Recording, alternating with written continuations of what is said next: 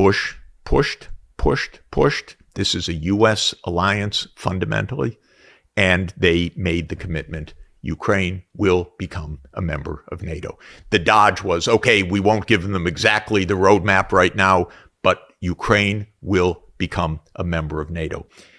Because in those days, the U.S. and Russia met in a NATO partnership, even then, Putin was there the next day in Bucharest saying, don't do this. This is completely reckless.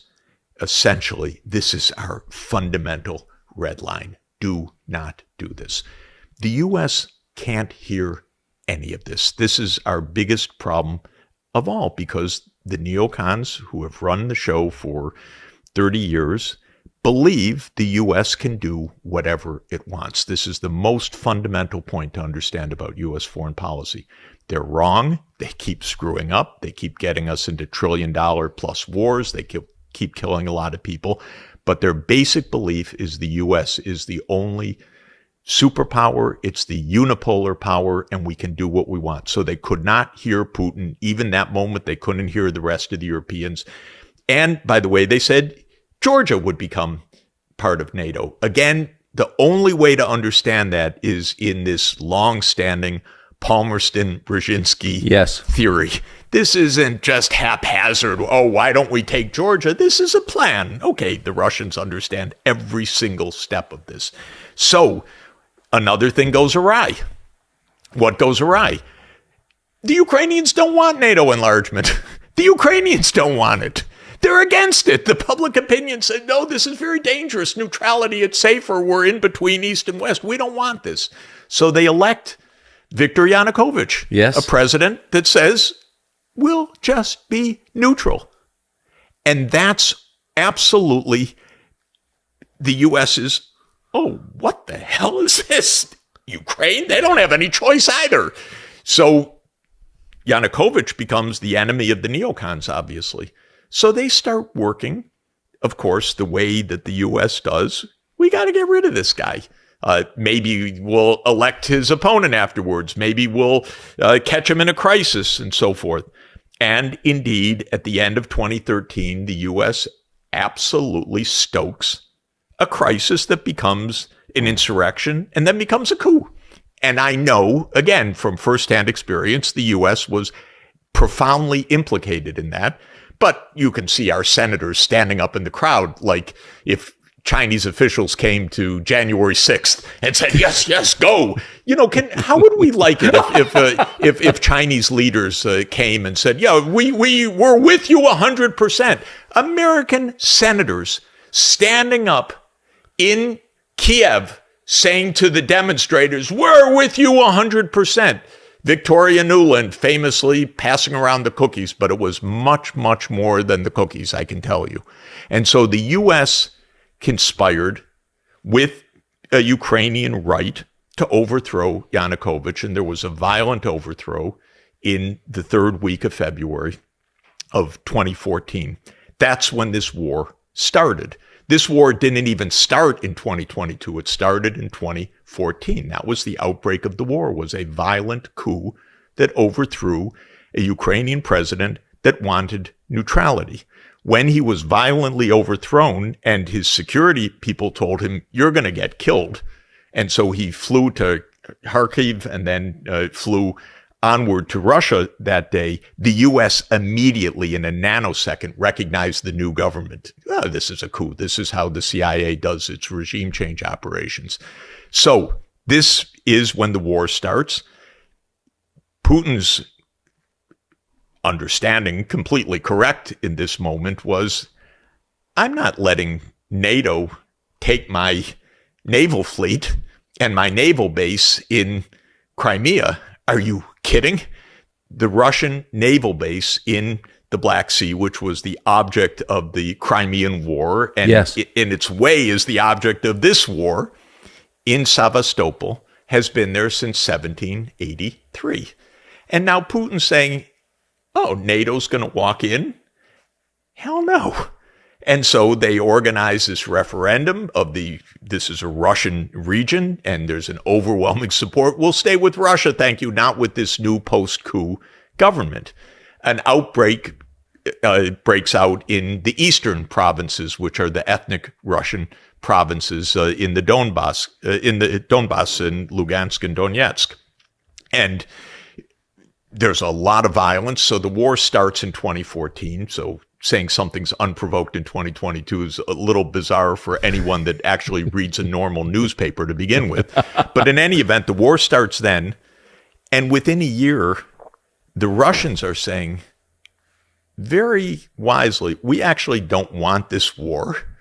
We don't want to own Ukraine. We don't want problems on our border. We would like peace based on respect for the ethnic Russians in the East and political autonomy, because you, the coup government, tried to close down all Russian language, culture, and rights of these people after having made a violent coup. So we don't accept that. So what came out of that was two agreements called the Minsk I and the Minsk II agreement. The Minsk II agreement was backed by the UN Security Council, and it said that we'll make peace based on autonomy of the Donbass region. Now, very interesting. The Russians were not saying that's ours, we want that, all the things that are claimed every day, that Putin just wants to recreate, he thinks he's Peter the Great, he wants to recreate the Russian Empire, he wants to grab territory. Nothing like that. The opposite. We don't want the territory. We actually just want autonomy based on an agreement reached with the Ukrainian government. So what was the U.S. attitude towards that? U.S. government attitude. U.S. government attitude was to say to the Ukrainians, don't worry about it. Come on, don't worry about it. You keep your central state. We don't want to see Ukraine weakened at all. We just want a NATO in a unified Ukraine. Don't go for decentralization. We tell them to blow off the very treaty that they've signed. Then we accuse Russia of not having diplomacy, by the way, which is, par for the course. Oh, you can't trust them. We blow off every single agreement. We blow off not moving 1 inch eastward. We blow off the anti-ballistic missile treaty.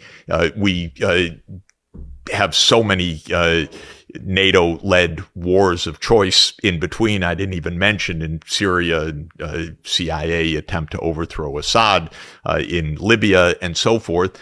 And we blow off the Minsk agreements. And actually, Angela Merkel explained in a rather shockingly frank interview that she gave last year, when asked why Germany didn't help to enforce the Minsk agreement, because Germany and France were the guarantors of the Minsk agreement under something called the Normandy process, she said, well, we just thought this was to give some time to the Ukrainians to build up their strength. In other words, they were guarantors of something in a phony way, and the U.S. was absolutely lying about this.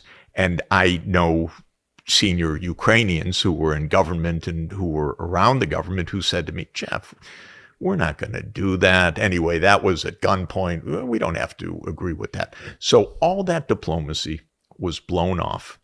The war continued. The U.S. pumped in arms, built up armaments, was building up what would be the biggest army of Europe, actually, a huge army that Russia was watching. What are you doing? You're not honoring Minsk. You're building up this huge Ukrainian army. Paid for by NATO. Paid for by the United States, basically, yes. And in 2021, Putin met with Biden. And then after the meeting, he put on the table a draft Russia-U.S. security agreement. He put it on the table on December 15th, 2021. It's worth reading. Very plausible document. I don't agree with some of it. It's a negotiable document, something you would negotiate. I thought the core of it was stop the NATO enlargement. And I called the White House myself at that point and said, don't have a war over this. Who'd you talk to? I talked to Jake Sullivan, and I said, don't have a war over this. We don't need NATO enlargement for U.S. security. In fact, it's counter to U.S. security. The U.S. should not be right up against the Russian border. That's how we trip ourselves into World War III. No, Jeff, don't worry. No war. There's not going to be a war. Don't worry. We've got a diplomatic approach. I said, Jake, this is a basis for diplomacy. Negotiate. Well, the formal response of the United States is that issues about NATO are non-negotiable. They're only between NATO countries and NATO candidates. No third party has any stake or interest or say in this. Russia, it's completely irrelevant. Again, to use the analogy, if Mexico and China want to put Chinese military bases on the Rio Grande, the United States has no right to interfere in and no interest in it. And no interest in it, and no bilateral.